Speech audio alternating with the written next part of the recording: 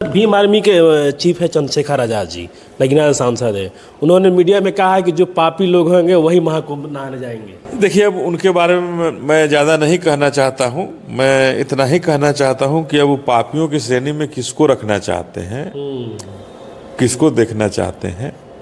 हमारे बिहार से चिराग पासवान जी हैं, वो तो कुंभ स्नान करने वालों के साथ बैठे हुए हैं। कुंभ की जो व्यवस्था कर रहे हैं महाकुंभ की, उसके साथ बैठे हुए हैं। जीतन राम मांझी जी हैं, ये भी बैठे हुए हैं। हम तो इनके पूर्वजनों, इनसे पूछना चाहते हैं कि आपके पूर्वजनों को क्या कभी महाकुंभ और कुंभ जब लगा होगा तो क्या वहाँ जाने की अनुमति थी क्या?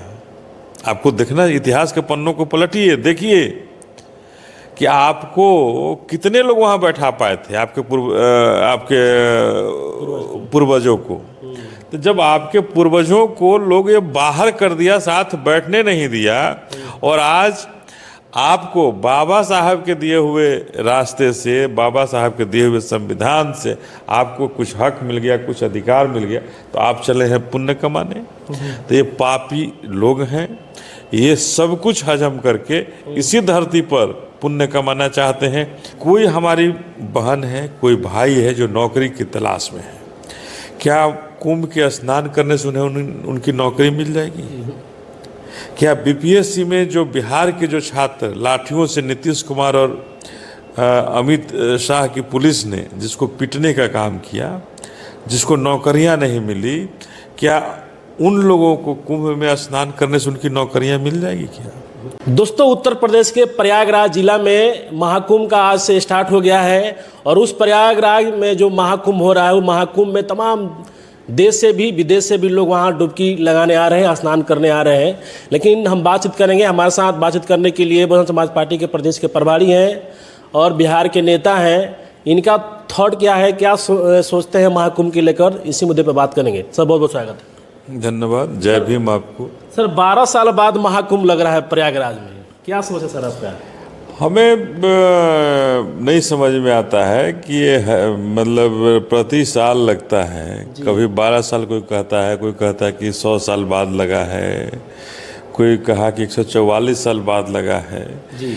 ये गणित हमें नहीं समझ में आता है कि क्यों ऐसा कहा जाता है, जबकि ये तो प्रति वर्ष हम लोग देखते हैं कि वहाँ कुंभ लगता है और लोग जा कर के उस गंगा में जाकर के लोग स्नान करते हैं और स्नान करके कहते हैं कि हम पवित्र हो गए। तो पवित्र होने के लिए उनका एक मंत्र है, उनका एक यंत्र है कि ये लोग वहाँ जाकर के पवित्र हो जाते हैं। सर, क्या फ़ायदा हो सब कुंभ महा से? अरबों रुपया, वहाँ करोड़ रुपया खर्चा हुआ वहाँ पे। ये तो भाई सरकार बताएगी ना कि सरकार क्यों इस तरह का प्रयोजन में अरबों अरब रुपया देश का डुबा रही है। देश की गाढ़ी कमाई, जनता की गाढ़ी कमाई को उसमें डुबाया जा रहा है जी। ये सवाल है कि आखिर कौन सा इन्होंने ऐसा मशीन बना दिया है, कौन सा ऐसा यंत्र बना दिया है कि कुंभ के मौके पर गंगा में स्नान करने से लोग पवित्र हो जाते हैं जी।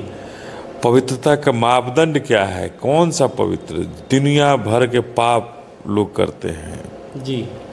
गरीबों के पैसा को लोग खा जा रहे हैं, सड़क नहीं बना पा रहे हैं, लोगों के, हमारे युवाओं को नौकरियां नहीं मिल रही हैं, युवतियों को नौकरियां नहीं मिल रही हैं। हमारे घर में, गरीबों के घर में कोई बीमार हो जाता है, उसके लिए सरकार डॉक्टर की व्यवस्था नहीं कर पा रही है, न करा पा रही है। हमारे गरीबों के घर में आए दिन बलात्कार हो रहे हैं जी। उनकी हत्याएं हो रही हैं, बलात्कार हो रहे हैं, मारे जा रहे हैं, पीटे जा रहे हैं। मूछ रखने पर सवाल होता है, बारात में घोड़ी नहीं चढ़ने दिया जा रहा है। और उस भारत में कोई कहे कि हम कुंभ में स्नान कर लिए गंगा जी से तो पवित्र हो जाएंगे। हम तो अपने शूद्र समाज से पूछना चाहते हैं कि ये शूद्र समाज के लोगों, हे पिछड़ा अति पिछड़ा दलित समाज के लोग जी सर, आप कुंभ जाकर के किस राज्य की कल्पना कर रहे हो? ये वही राज्य था जहां आपके परिजनों को चलने नहीं गया है। आपके परिजनों को पढ़ने नहीं दिया गया, लिखने नहीं दिया गया। तमाम वो व्यवस्थाएं जो ऊंची जाति के लोगों को मिला वो हम नीचे जाति वालों को नहीं मिला। ये कहा गया कि हम कुल में श्रेष्ठ हैं और हमारे पास कुल ही नहीं है। तो ये लड़ाई उसका है। और आज इस लड़ाई में जो शूद्र समाज के लोग जा करके अपनी उपस्थिति दर्ज करा रहे हैं और कह रहे हैं कि हम पापों से मुक्त हो गए, तो कौन सा ऐसा पाप आपने किया था? और जो गलतियों को अगर कोई पाप कहता है तो क्या गलतियों को जो अस्पताल की व्यवस्था नहीं होने दिया, जो शिक्षा की व्यवस्था नहीं होने दिया, जो हमारे गरीबों की झोपड़ियों को निगल जाता है, खा जाता है, हमारा निवाला जो खा जाता है, क्या उनको गंगा में स्नान कर देने से अगर वो पुण्य हो जाएंगे, उनका पाप नाश हो जाएगा, वो पाप से मुक्त हो जाएंगे? तो ऐसे पापियों के लिए अगर गंगा ही सब कुछ है तो फिर कोर्ट और कचहरी तो बंद कर देना चाहिए। सर, भीम आर्मी के चीफ है चंद्रशेखर आज़ाद जी, नगीना सांसद है, उन्होंने मीडिया में कहा है कि जो पापी लोग होंगे वही महाकुंभ नहाने जाएंगे। देखिए, अब उनके बारे में मैं ज़्यादा नहीं कहना चाहता हूँ। मैं इतना ही कहना चाहता हूँ कि अब वो पापियों की श्रेणी में किसको रखना चाहते हैं, किसको देखना चाहते हैं।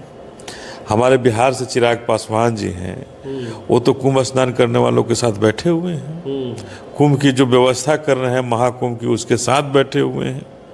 जीतन राम मांझी जी हैं, ये भी बैठे हुए हैं। हम तो इनके पूर्वजनों, इनसे पूछना चाहते हैं कि आपके पूर्वजनों को क्या कभी महाकुंभ और कुंभ जब लगा होगा तो क्या वहाँ जाने की अनुमति थी क्या? आपको देखना, इतिहास के पन्नों को पलटिए, देखिए कि आपको कितने लोग वहाँ बैठा पाए थे, आपके पूर्वजों को। तो जब आपके पूर्वजों को लोग ये बाहर कर दिया, साथ बैठने नहीं दिया, और आज आपको बाबा साहब के दिए हुए रास्ते से, बाबा साहब के दिए हुए संविधान से आपको कुछ हक मिल गया, कुछ अधिकार मिल गया, तो आप चले हैं पुण्य कमाने। तो ये पापी लोग हैं, ये सब कुछ हजम करके इसी धरती पर पुण्य कमाना चाहते हैं। अभी इस देश के गृह मंत्री ने जो कहा कि स्वर्ग जाने का रास्ता, ये कुंभ भी उन्हीं लोगों के लिए जो भ्रष्ट हैं, जो भारत को लूटने वाले लोग हैं, भारत के गरीबों को लूटने वाले लोग हैं, ये उन्हीं के लिए एक स्वर्ग का रास्ता दे सकता है और उनके पापों से मुक्त कराने का रास्ता ये जरूर महाकुंभ हो सकता है, उनको दिखाता है। सर, जो महाकुंभ लगा है उसमें सर VIP गेट बना हुआ सर। देखिए, ये VIP कल्चर है और हम तो यही कहेंगे कि योगी जी हैं, प्रधानमंत्री नरेंद्र मोदी जी हैं, अमित शाह जी हैं, ये भारत के उन तमाम 140 करोड़ जनता को गुमराह करने का रास्ते दिखा रहे हैं और भारत में इस तरह का धार्मिक अनुष्ठान करके गरीबों की गाढ़ी कमाई के रकम को ये हजम कर रहे हैं और लोगों का ध्यान भटकाने का ये रास्ता खोजा जा रहा है कि लोगों के, हमारे युवाओं को रोजगार नहीं चाहिए। क्या हम तो पूछना चाहते हैं कि कोई हमारी बहन है, कोई भाई है जो नौकरी की तलाश में है, क्या कुंभ के स्नान करने से उन्हें उनकी नौकरी मिल जाएगी? क्या BPSC में जो बिहार के जो छात्र लाठियों से नीतीश कुमार और अमित शाह की पुलिस ने जिसको पीटने का काम किया, जिसको नौकरियां नहीं मिली, क्या उन लोगों को कुंभ में स्नान करने से उनकी नौकरियां मिल जाएगी क्या? जो बिहार के अंदर जो लाखों परिवार PMCH में घूमते रह जाता है, उनको इलाज नहीं मिलता है और उनके परिजन मर जाते हैं, यहाँ से चले जाते हैं धरती से, क्या उन्हें इस कुंभ से पुण्य मिलेगा क्या? तमाम हम अपनी बहनों से कहना चाहते हैं कि जिनके घर में बलात्कार जैसी बड़ी घटनाएं होती हैं, क्या उन बलात्कारियों से उन्हें आज़ादी मिल पाएगी क्या? तो ये तमाम सवाल हैं जो आज हम गरीबों के पास, दलितों के पास, पिछड़ों के पास अगर 1 डिसमिल ज़मीन नहीं है, नीतीश कुमार जी ने 3 डिसमिल जमीन देने की बात कही। क्या हम गंगा में स्नान कर लें कुंभ के अवसर पर तो क्या वो ज़मीन मिल जाएगा क्या मुझे? क्या पक्का मकान मिल जाएगा क्या मुझे? अगर मिले तो निश्चित रूप से सबों को जाकर के वहाँ जाके गंगा स्नान करनी चाहिए कि हमें इस गंगा स्नान से ही हमें 3 डिसमिल ज़मीन मिलेगा, पक्का मकान मिलेगा, हमारे बेटों और बेटियों को नौकरियाँ मिलेंगी। निश्चित रूप से उसके बात करनी चाहिए। लेकिन अगर नहीं मिलता हो तो निश्चित रूप से हम अपने शूद्र समाज को कहना चाहेंगे कि आप जगिए और जग करके देखिए कि जैसे हमारे पूर्वजों को इन्होंने लूटा था और उसी को लूटने का दूसरा रास्ता इन्होंने इस तरह का धार्मिक उन्माद और धार्मिक अनुष्ठान करके ये हमें ठगने का काम करा।